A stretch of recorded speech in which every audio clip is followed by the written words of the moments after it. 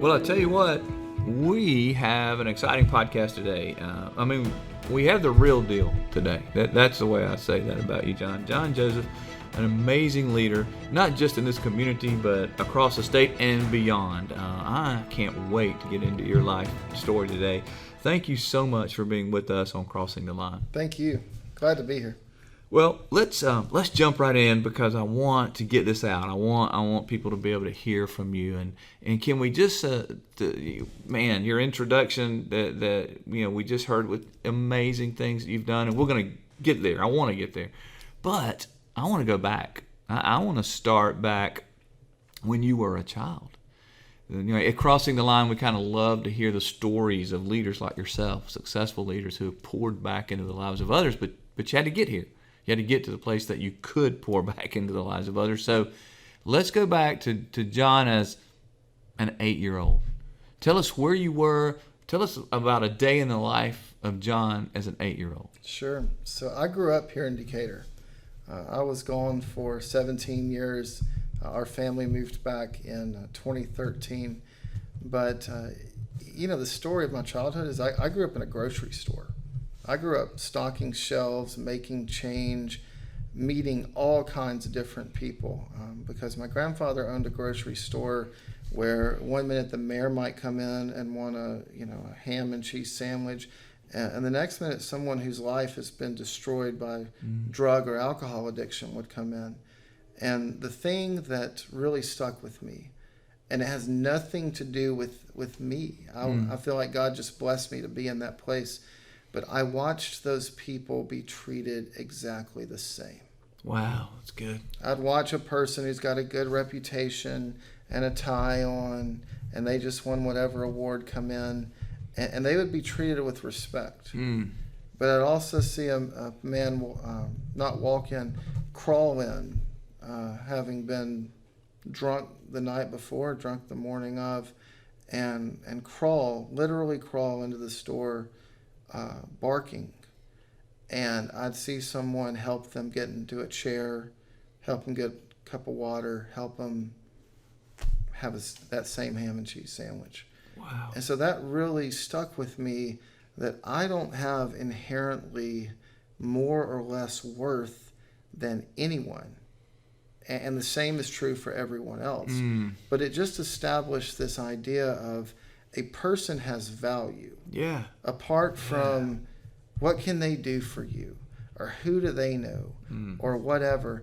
And that has served me really well in terms of just building trust with people, because I don't, and I'm not saying I do it so perfectly. I'm not trying to hold myself out as some kind of model, but I do try to treat people with a threshold level of respect. I hope that they will reciprocate.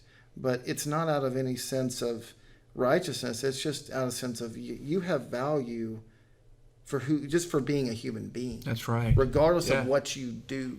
Yeah. Those are different things. So good, John. And you learned that as a child working in your grandfather's store. And I just watched that happen. Wow.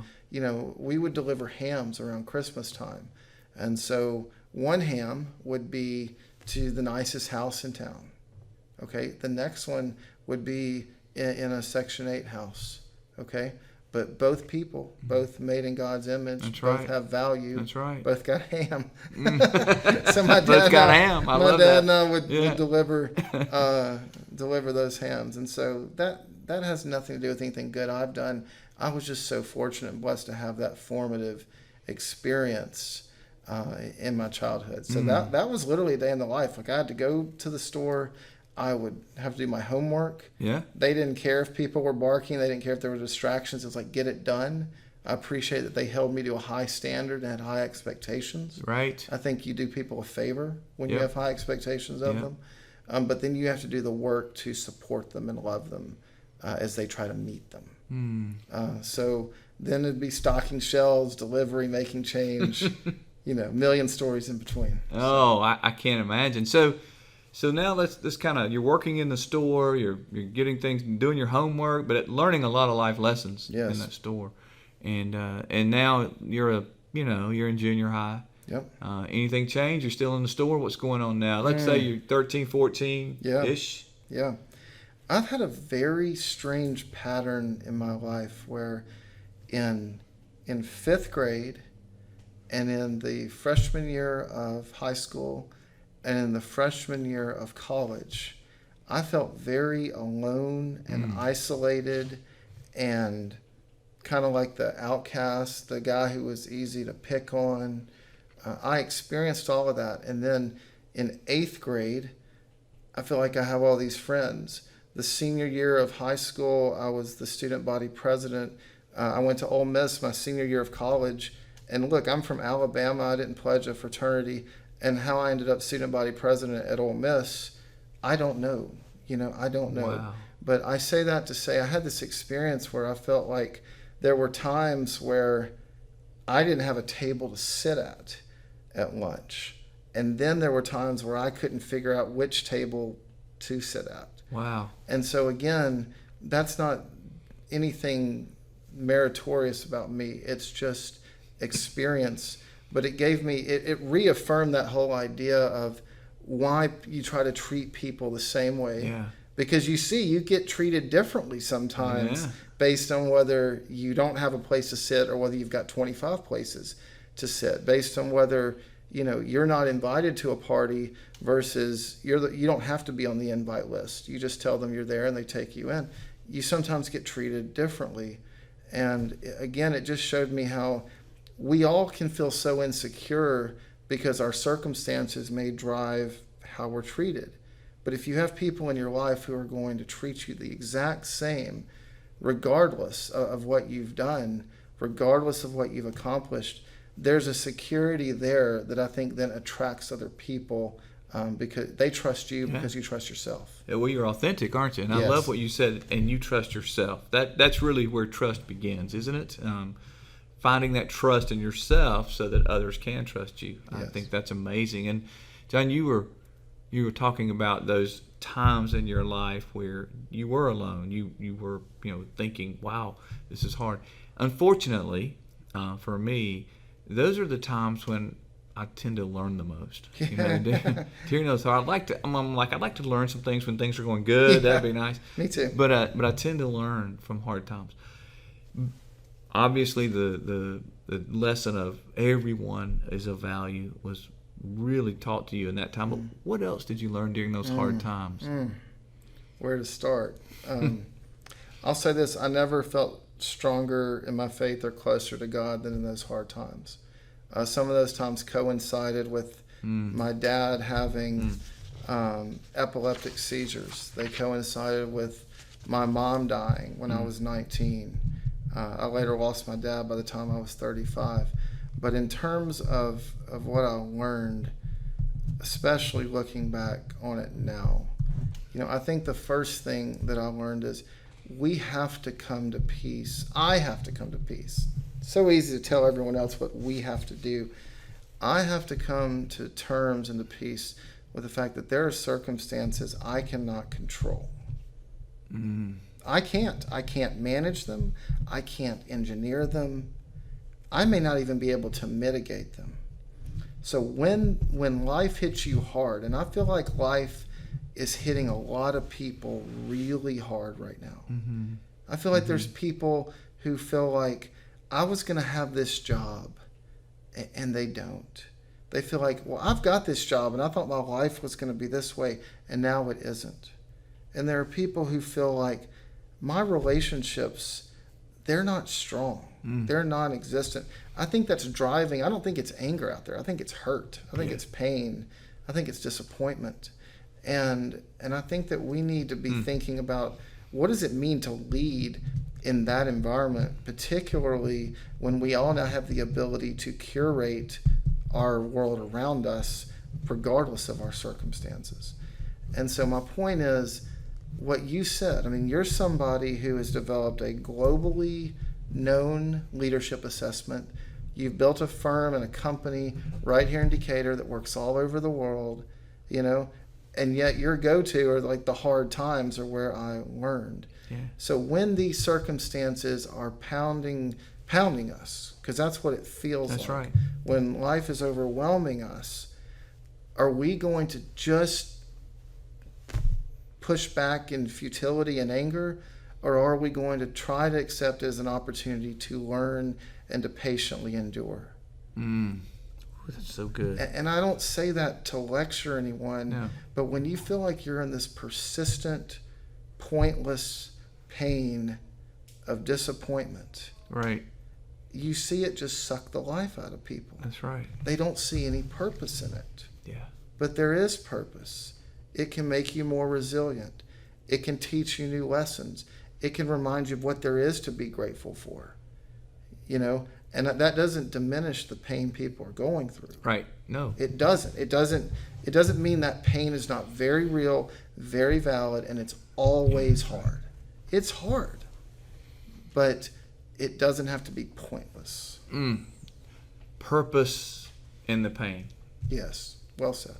Wow, that's great. That is brilliant and so rich and good for all of us to hear, because I think you're right. There are just a ton of hurt right now, and we do get to choose whether or not we find purpose in our pain, even if we don't get to choose if we go through it. Yes. That's brilliant wisdom. Thank you, John. Sure. So we're kind of progressing, and I want to kind of talk about those teenage years and kind of what you went through. And so take us through, John, the teenager now. What does that look like? Yeah, man. Achievement oriented, closed off to relationship, go, achieve. Initially, when I went through that first phase of like feeling like I just had no friends, and then feeling like I had as many friends as I wanted to have, I tied that to what I was accomplishing. Okay. So I didn't have any fundamental sense of value or worth or any of that stuff. I just thought if you accomplish things, then that's when people accept you. And I wanted to be accepted. Right. I like having friends. Yeah. I like being invited to go out. And I think achievement was an idol in my life. And it was strange because being isolated, I had a lot of compassion for people I retained that compassion for people who were being left out. Okay. So my senior year of high school, I found myself seeking out the freshmen, just how you doing, how's it going? In Oxford, the night I found out I had won the student body presidency, we had this guy in a different branch of the government.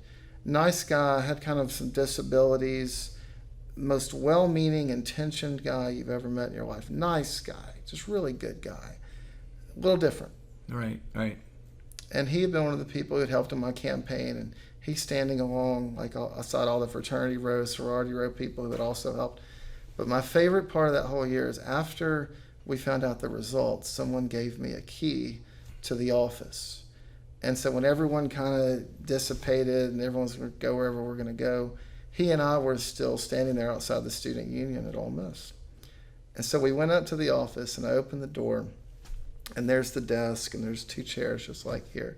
So I let him sit behind the desk, and I sat here, and he was just so happy. He has such a good, a good feel for that, and he really enjoyed it. So it helped me not to lose that compassion, because I remember how it felt to feel like I don't fit in. Okay, but then in parallel to all of that, I was depending on achievement to be my foundation. Not God, not a sense of authenticity, none of that. I was disconnected from people in relationship, and I had a lot of hard time forming that. I'd have people tell me they felt very close to me. I didn't feel close to anyone. So it was tough. It was lonely, looking back on it. Yeah, and what a great story that you had the self-awareness, at least, to know that and to let him sit in that chair. That's beautiful. Well, actually. And I remember people had done that for me, so let's not forget that. Like in my times of being, again, I didn't come down with some superior sense of morality or righteousness. When I had no friends, love it, John. my freshman year of high school, and the homecoming queen and her boyfriend were kind to me when no one else was. That spoke to me. When I started to get to hang out with the cheerleaders or whatever, and they were kind, that spoke to me. So again, it's not because of my own righteousness or morality. I think God was gracious to give me a model of, right now you're in the corner, you're alone, you're isolated, and these people who have everything in the world are taking time to care for you. So I don't want to forget the role. I've actually never thought about that until just now when you asked. So I appreciate that question. That's amazing. And could I probe just a little bit? You mentioned a few minutes ago your mom died when you were 19. Yeah. Can you walk us through some of that? It was tough. I came home for Christmas break. I think that she died February 11th of 98. So I came home Christmas break of 97, and she was just saying her stomach hurt. She had had a car wreck recently, and since the car wreck, her stomach hurt. But it kept persisting. It was strange enough that people said, you need to go back to the doctor aside from the car accident checkup. And she goes back, and they say, you've got stage 4 colon cancer. Wow. And so I come home to find this out the day they told us. And, I'm 19. Like, what does that mean? They're like, well, she has months to live. Well, this is January, and it turned out to be weeks. And so oh my goodness. we lost her. It was so quick. And again, just back to, what do you do with that? So I dropped out of school for a semester. I moved here. I took some classes at UAH. I couldn't sleep. Just the shock of it. Right. My little brother and I it was hard to navigate. My dad suddenly is single. All of these things were going on, and how that hit my grandmother and her, my mom's brothers and all of those people. It's happening simultaneously, and it just, looking back on it, in the moment I was just trying to survive and get some sleep, but looking back on it, it did give me this sense of, you hear it all the time, but I know there's a lot that's hard. I relate. Most of my days feel hard. Like the conscious feeling I have most days is one of struggle. Right. It's not of ease or comfort or cruise control. It's like we're trying to start something. Right. We're trying to help a business get off the ground, whatever it is. But it gave me that sense of when they say a day is a gift, when they say a day, remember the things that, acknowledge the things that have happened to you that are hard. But maybe every once in a while, I should be thinking about the things I've been spared. Yeah. So a day being a gift, it really cemented that. And it also gave me, this term freaks people out, but kind of a deathbed mentality. And what I mean by that Talk is, about that. I'm making a decision today in 2022. How am I likely to look back on that if I'm on my deathbed one day thinking about it? Great. How do I analyze that decision? Wow, that's good. Not in the immediacy of this social media microwave age, not even in the context of the next 3 months, but in the context of the life that I think we're called to live. And, there's the decisions we're making, there's the decisions we're not making, there's the time we spend acting. How much time are we spending reflecting? How much time are we spending, okay, stop the show for a minute? And so really soon after that, I don't know when, probably sometime in my mid-20s, I started going away for 2 days every 6 months. And I have a list, and I'm reflecting. And it's funny now because every July 1st and December 1st, my wife will say, like, it's time for you to go do your little thing. Time like, to go. You need to get out of here. I can tell, like, just go get your 2 days. Just get out of here. and you go reflect. Yeah, and it's active. I mean, there's a list. There's faith, family, career, health, finances, social, all of it. And I'm trying to process what's happening I write about it, and then I'll leave with some action steps and my goals to get that done in the next 6 months. That's so good, John. Oh, when you're riding in a really nice car and you're on the interstate and then you look up, like, whoa, we're going 105. We've got to slow down. And it felt very normal and nice and comfortable. But, you're in a Lexus or whatever car, right? Right. I feel like that's our culture right now, where we've normalized going 105. Wow, that's good. And that's not necessarily healthy. Mm-mm. And just reacting and going fast all the time. Right. Like, where are we going? Why are we going there? Right. What's our pace? So good. So I have to ask you this. Yeah. Where do you go to reflect? Like, my place is the beach. I could go for Long Beach. Yeah. In my history, I've made most of my major decisions at the beach. It renews my soul, kind of what you're saying. Sure. Where is your place? I got a Coleman. I don't know why. Hey, for those of you who don't know where Coleman is that are listening, it's like I know 157 like the back of my hand in Coleman, Alabama. And what do you do in Coleman? I don't know. I get a hotel and I go there. Coleman. Yes. I don't know why. Don't ask. You know what? I'll tell you why. I think I know why. I need it. You can't do it where you live. Truth. You just got to get out of where you live. Truth. I don't want to spend all my time driving and only got 2 days. Right. Only 2 days. So you got to go Coleman. But and I mean, it's not that you can't go north toward Spring Hill or something. Spring Hill. And I'm not saying I never would, but you also, it's time to, like, when I'm reading the Bible, I read it too fast. I'm just in this 105 mode. So when I go to Coleman, I can read it slowly. I can absorb the words. I can let them sink in. And I'm not some holier than thou. Like, I'll go watch a game. Right. I'll go shoot basketball. Yeah. I'll go watch a movie. Something. Yeah. Yeah, I'll read a book. I'll rest. But, man, when you just stop one day for 20 minutes. And then you'll see how fast you're going. Great advice.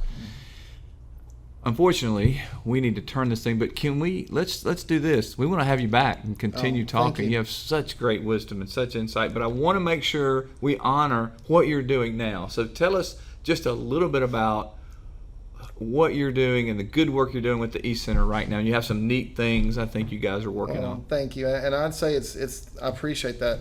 It's the good work the community is doing, those entrepreneurs at the East Center, our business incubator, who are the heroes of that story, really. And at the same time, we're doing things incubators don't do. So one of our programs is the Best and Brightest Initiative. It's the first comprehensive incentive package in the country for recruiting, not companies, nothing against that, but this is for people. This is an incentive package for STEM professionals to say, look, we've got a lot of great people in Decatur, a lot who've done things globally, like I mentioned about you earlier.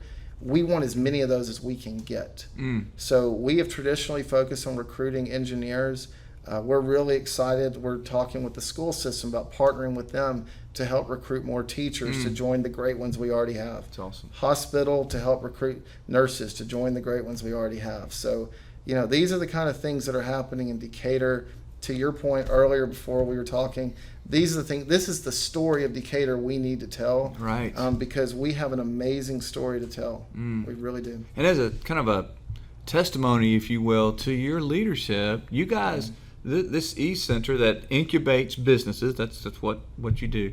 You're number one in the state in a couple of areas. Is that right? We've been very fortunate. Last year we were number one overall for the number of companies graduated, number 2 overall for the number of current clients we have. Wow. And this year I think we'll be the only incubator in the state to be ranked top 2 in both those categories. But again, that's a testament to the community. Awesome. And it's a testament to the work that Larry Way and many others who preceded me did to build the incubator's foundation. So again, we're part of a larger tapestry here, part of a larger story. And I just feel fortunate to be part of a very entrepreneurial community and to try to, we want to serve you as best we can. John, I love your humility and your servant leadership model. I think it's just really incredible and quite inspiring. Can I ask you one more question before we have to end this our time together? If you were to speak to aspirational leaders, these young leaders who are trying to make it, or maybe someone's just changing careers maybe in the mid season of their life, what would you tell? What are a few things from a leadership perspective you would say, here are a couple things you need to know? Yeah. What would you say to them? Boy, I'm rethinking that in Coleman a good bit. In Coleman. Right. Go to Coleman. Coleman. Act it out here. You got to act here. I'd say three things. Okay. Number one, rethink what it means to lead in an age where people have 10 million more words a day coming at them than they ever have. Through text, social media, TV, email, meetings, down the line. You've got 10 million more words a day. So we all know supply and demand. If you weren't looking for an additional 1 million words in your life every day, and you've got an additional 10 million words in your life, what's the relative value of words anymore? That is so good. So how you act was always the ball game. We've all seen the people who can say the right things. You see them behind closed doors and aren't doing it. You don't trust that person as a leader. Right. But what you do matters so much more than it ever has, because words are abundant. Words are everywhere now. Number two, rethinking assumptions. Like, for example, you show up to, not you, but just in general, leaders out there. I'm talking to all of you out there who are listening. You're showing up to motivate people, right? And you've got your message, you've got your tactics, you've got your strategy. You know the question we're not asking? Are y'all willing to be motivated anymore? Like, when is the last time you were ever sustainably and deeply motivated and encouraged and bold and excited about what was ahead? In a time when people are tired, or they're hurting, or they're disappointed, does your audience have the emotional wherewithal right now to be motivated? Or do you need to talk to them first and let them understand that you understand that they're not coming here from, quote unquote, the normal life you thought you had, and now I want you to take me to the next level? A lot of people feel like they're having to fight and scratch and claw just to have what they considered normal life. Yeah. Now, I think perspective matters here. Should we all run to the Ukraine and tell them how hard we have it? All right. I think gratitude can lessen some of that pain and hurt people are feeling. But at the same time, they do have, everyone has legitimate struggles that they are working through, including the people who are looking so great on LinkedIn. I know them, you know them. They have their problems too. Right. It's just that no one wants to hear about it, yet they're hurting as well. So I would not just assume everyone is in a posture to be motivated or encouraged.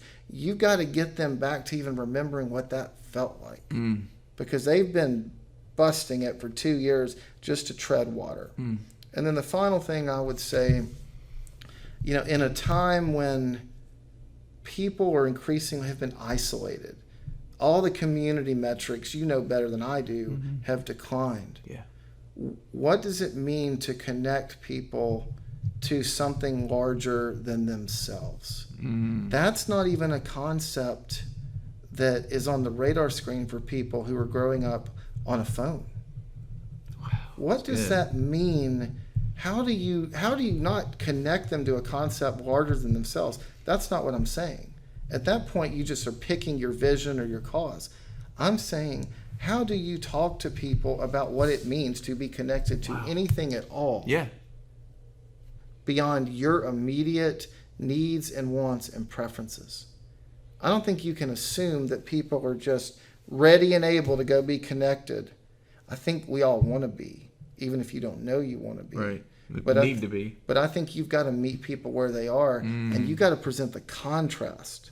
Like, you've lived life in a significant level of isolation that you thought was normal and healthy and just how it is. It's not.